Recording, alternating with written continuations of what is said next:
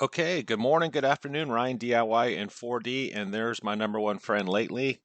I'll get into that hardener part, but hey, you want a project to look like that? This is what it was before. Stock trailer, lots of rust, and here was my second best friend, or number one for a while, the rust dissolver, and we worked those sections several times. And then our final product was this one. So surprising to me was how good Ace's rust stop product was. And here I'll let little All right, Ryan little DIY in voiceover. 4D, and we're doing a second coat on top of This this is number bad boy two. here. You know, if you saw a lot of that groundwork that we didn't necessarily have to do a second coat, and I kind of call this one a good thin second coat, but thicker on the sides that had that damage. And so I'm going thin on the spots that don't need it and a tad bit thicker on the spots. So it is a second coat, and it's necessary for the amount of work that was done on this roof. So one coat would not do it, even with all the prep work. We primed it, we hit the spots prior, but this really required, a good 2 to 3 coats of primer work, filling in those spots, especially the spots that had a lot of rust damage.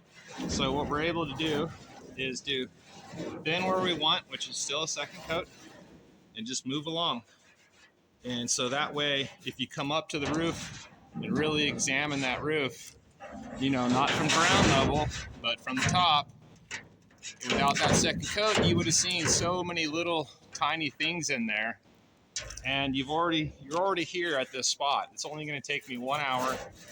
It's like literally a half a gallon, which is 23 bucks, really, half a gallon of this white enamel paint.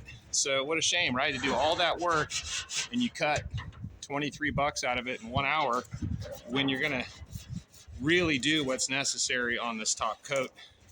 And your roof is good. 10, 15, 20 years, your roof is good, depending on how you store it.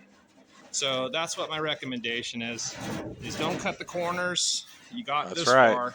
That's right. What's an hour to come through, hit all the spots lightly again, thicker where it's necessary, and your roof is solid.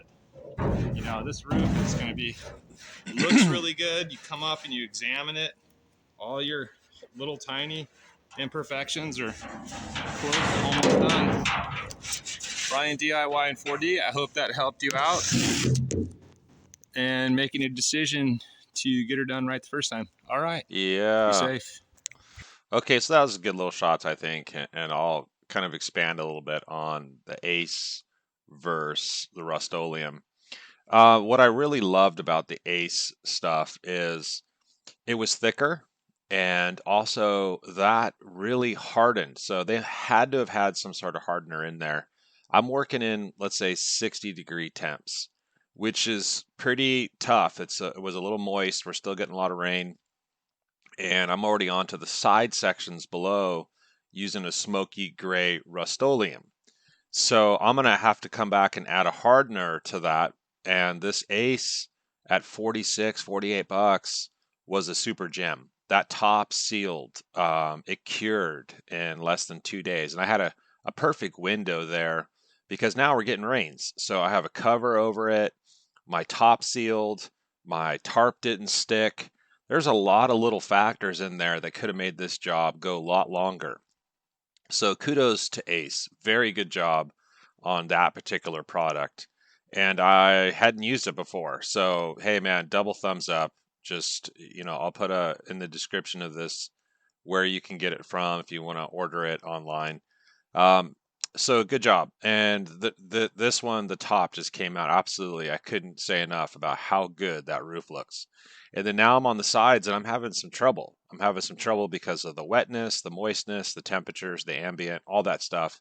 And now I'm going to come back and do a kind of a third coat with a hardener to get a better texture and all that type of stuff. So not what you want to do. And that Rust-Oleum's more expensive. So there's your 1, 2, 3. Hope that helped you out. Save